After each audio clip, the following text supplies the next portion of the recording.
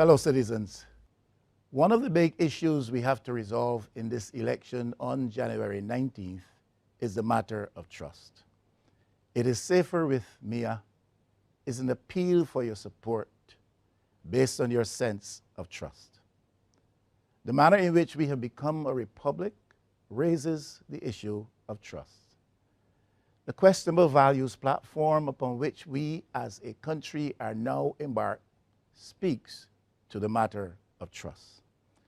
The calling of an election a year and a half before it is constitutionally due and in the middle of a pandemic is a matter of trust. Failure to address meaningfully so the issues of corruption is a matter of trust. The call for total power and for all the seats in the Parliament of Barbados for any one party is a matter of trust. Lack of clarity on the part of the government with respect to our future relationship with the International Monetary Fund, a matter of trust. And this is a context, Mr. Speaker. This is in the context. Because you can't give the whole hog to one man. Mr. Speaker, you can't give the whole hog to one man. It does not matter who he is. It does not matter what hue of skin he wears. It does not matter what initials represent his name. You can't give the whole hog to one man. 24 million at Valerie. Those words sound familiar, Mr. Speaker? It's $24 million. The Valerie project at Britton's Hill. Words sound familiar, Mr. Speaker, to you? You've been wrong long enough. $24 million to one man at Valerie. $28 million to the same man at the Grotto, Mr. Speaker. And this is not a voice that is sounding forth in celebratory note. This is a voice that is sounding forth in great lament and condemnation that you can give to one man 24 million. Come back and give to the same man 28 million. You can't give to the same man 54 million at birth, birth 5 at the port. Those words sound familiar yet, Mr. Speaker? You heard those. I heard those. I agreed with those words. So did you. So did all of us. And then another $50 million in equipment at the same port. All one man. Same initials. Same hue. Skin. Same one man is being railed against as an action which is undesirable for this country. Then I agreed with that. And then you put him in pole position for another 200 million at berth 6 for berth 6. Same man, Mr. Speaker, you doing the maths? I've never heard of you as a mathematician. 24, 28, 54, 50, 200. There are real millions there. I've lost count. Can't do this. One man. To add insult to injury, you allowed him all the trams and trolleys that transport tourists from the ships to the terminal in the port. Same man. Same man. You can't give all of this to one man. And you do all of this while struggling taxi men can't even make $100 a day. And that's pre-COVID. That's before COVID. Can make $100 a day, so you know what's happening now. You give all of this to one man, and it was utterly and bitterly condemned, and justly so. And then you allowed him 1 or 2 acres for a cement operation just outside the precincts of the same port. Same man. Same man. When these things happen, there's the perception of corruption. That was the message then. That we perceive there must be corruption. If you're doing all of this in the interest of one man, there must be corruption. That's what we were shouting from the rooftops and the platforms. And then you give him all the acreage up at Coverley that was owned by NHC to build 1,100 houses and to earn $100,000 on each house. Same man. Same man. The same man, by the way, the vaccine man. Same man. Same man. And you give him 5 acres up there for him to collect in excess of $100,000 per month in rent. Same man. On top of that, 2,300 lots at Bushy Park. Mr. Speaker, one man. One man. This government, in opposition, railed, and justly so, against that, condemned that, told the people of Barbados we need to have a change in government in this country for things like this.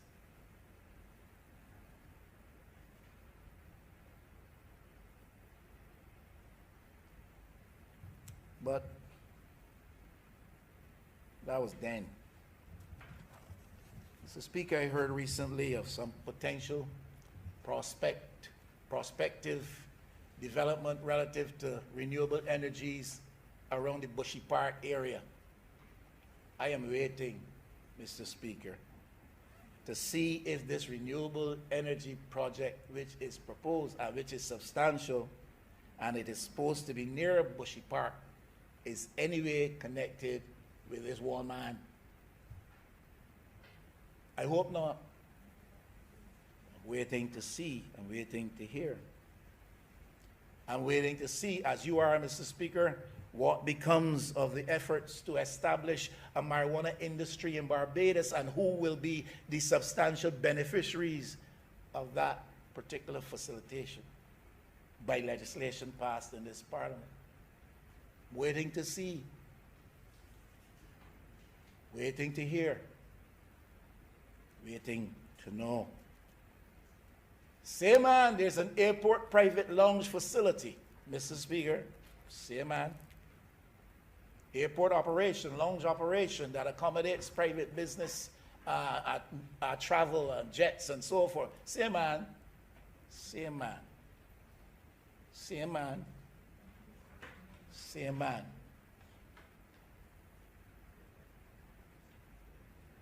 And then, Mr. Speaker, there was the facilitating of the Ross staff and Ross student population in those unoccupied houses up at Coverley, facilitating that. An operation that somehow moved from Dominica here to Barbados in questionable circumstances. Same man, yes. You have your opinion, I have mine. You have your information, I have mine. Same man, benefits substantially from that. Country may benefit from their presence and their spending, but substantially same man. And can you give all of this to one man? And you mean you railed against it and then you come and you facilitate the more? And you say there cannot be a perception of corruption? Then you ensure the demolition of the liquidation center to make way for the higher. Same man. Same man. Same man. Now you know this, you hear this, and understandably you have to be quiet. But you hear this, you know this, and then you have to repair to your bed at St. Michael Northwest, and you have to repair to your bed in St. John, and you have to repair to your bed in Christchurch East Central and Christchurch East and St. Lucie, knowing this, that we condemned this type of thing. One man. But now we facilitate it even further. And in the context of all of that, we stand to talk about anti-corruption legislation and how serious we are and how we're going to prosecute this person and prosecute that person. Just give us time.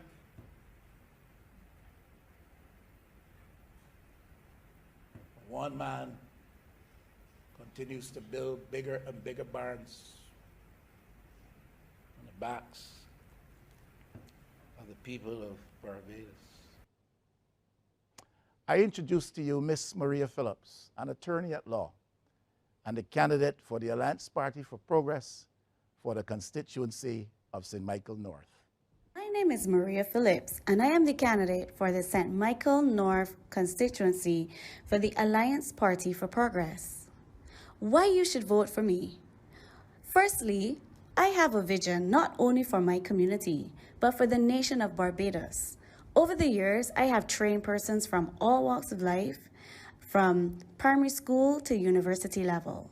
And it is my passion to see people empowered and to see persons develop. In addition, I believe a number of our systems need serious reform. And a particular passion of mine is to see our legal system reformed. And the Alliance Party for Progress has a plan to improve governance and reform some of the systems that currently exist. In addition, I believe Barbadians are very concerned about the increase of violent crimes and the fact that some of our communities are no longer safe. These issues can only be addressed when governments are serious about addressing corruption and lack of transparency in government.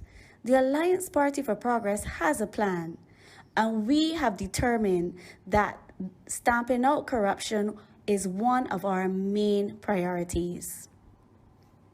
St. Michael North, I will be honored to be your representative and to ensure the future of your children, your community, and this nation. Mr. Speaker, do you know that there is a perception of corruption among the most recent, highly controversial and questionable action of the government with respect to the failed attempt to acquire vaccines for the people of Barbados? Mr. Speaker, in St. Michael Central, have you not heard this? Is this not the perception of the ground, on the ground? That is corruption attaching to that failed attempt to acquire vaccines for the people of Barbados? How is it, Mr. Speaker, that a government can get into arrangements to acquire vaccines through an intermediary company when it is known that the international pharmaceutical company does not so supply vaccines? How is it that a responsible government can find an intermediary agency allegedly to pursue the acquisition of vaccines in the interest of the well-being of the people of Barbados, while the same government should be aware that the international supply company does not so distribute the vaccines, Mr. Speaker? When people come face to face with a question like that, they wonder what form of corruption confronts us at the time. Why does this government that wants to demonstrate such soundness, prudence, transparency in the process of procurement, why does this government select a company that has no track record in acquiring health-related or medical supplies? As far as I'm aware, it doesn't. When people hear things like that, you get what essentially is a construction company operating under some radical designation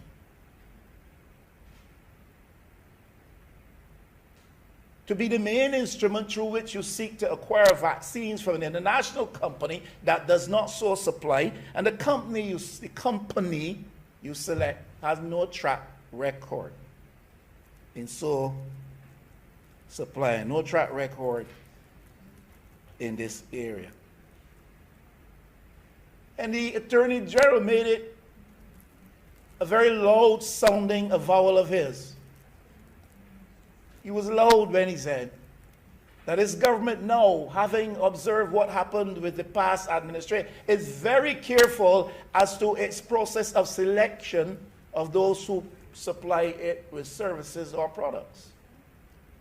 Now, Mr. Speaker, I don't know what was the mechanism used for identifying and selecting a company with no track record in this area to acquire these vaccines for Barbados.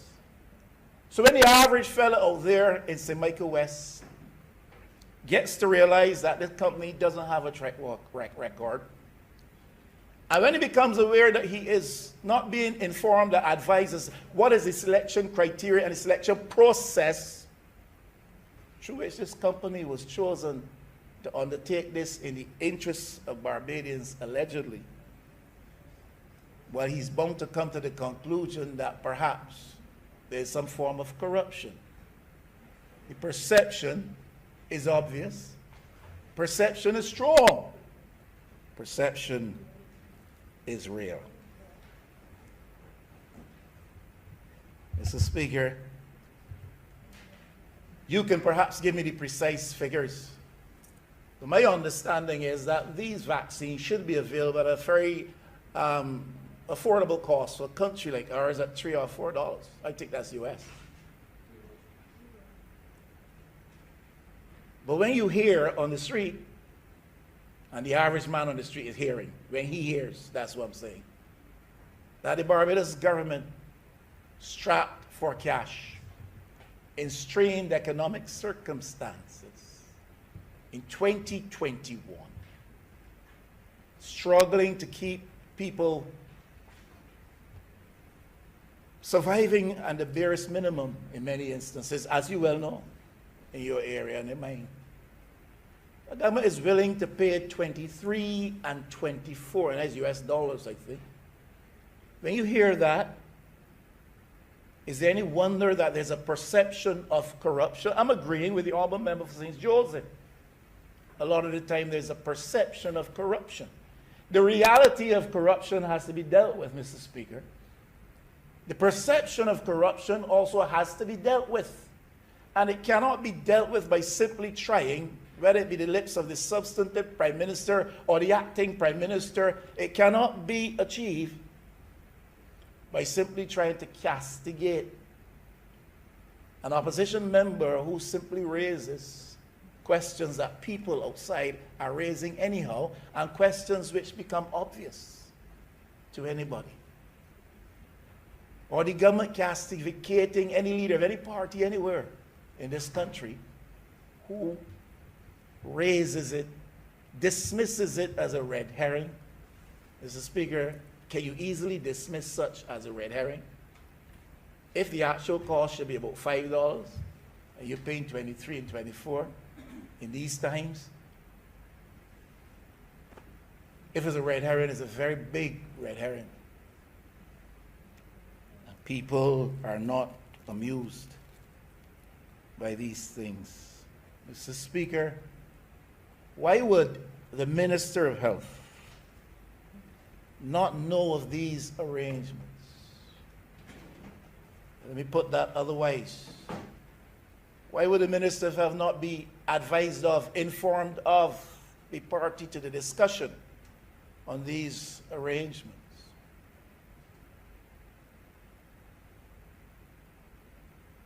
Yet you can have correspondence under the hand of the Permanent Secretary in the Ministry of Health, with a poor, hard-working minister doing his best to help to drive and lead the process of the response to the COVID threat, its impact upon Barbados, does not know And he's not known, he does not know because he's not being told. Because nobody wants to place added stress on his already burdened shoulders. So he must be left to treat to the other things related to the COVID fight.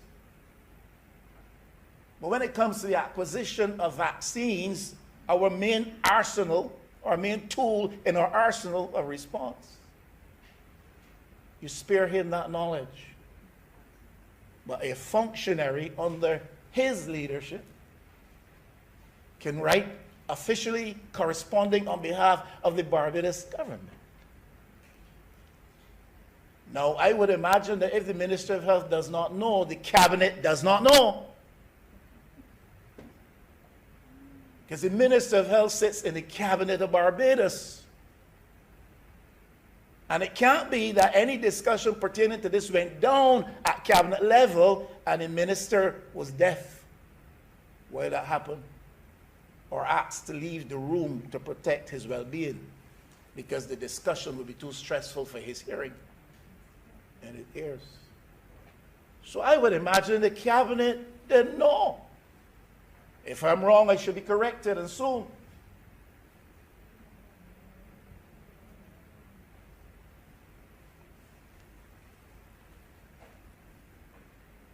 Now, if the cabinet didn't know, then where exactly did the discussion take place? In whose mind and in whose company were these decisions made?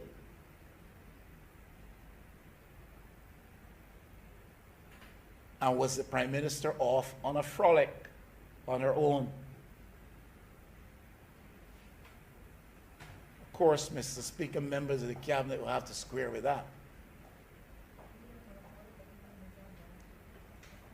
And if they knew, they should say that they knew, and that they were in agreement that the Minister of Health should not be told to spare him added burden on his already weighty shoulders. Mr. Speaker, when things like these go down, the perception is birthed in the bosom and minds of people that there is corruption. And as a parliament, as a group of lawmakers, they have to treat to the reality as well as the perception of corruption.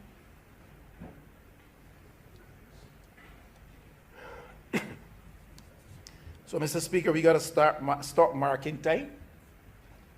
We have to deal with what we perceive to be those intermittent episodes when people make excursions into corrupt practices in Barbados. Recognize that we're confronted with a culture, that it is systemic, that it is endemic, and that the Parliament's responsibility here is to make a substantive difference to what obtains, and quickly so, in the interests of Barbados. Now those things said by myself thus far would not be well received. Maybe uncomfortable and awkward. And I've been quite off the mark. And if I'm quite off the mark, I simply have to be told I'm quite off the mark. I'll tell the rest of Barbados, listen, I was quite off the mark, and so are some of you. But in the absence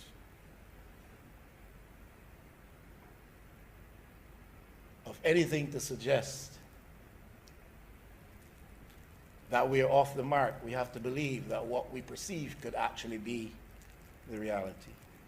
The candidate of the Alliance Party for Progress for the constituency of St. George North is the Reverend Dr. Ferdinand Nichols, a man of outstanding ministry distinction who is concerned, and very rightly so, about the issues of values and where we are heading as a country in these days. It is clear to me, as I have observed international affairs, that there is a global agenda afoot.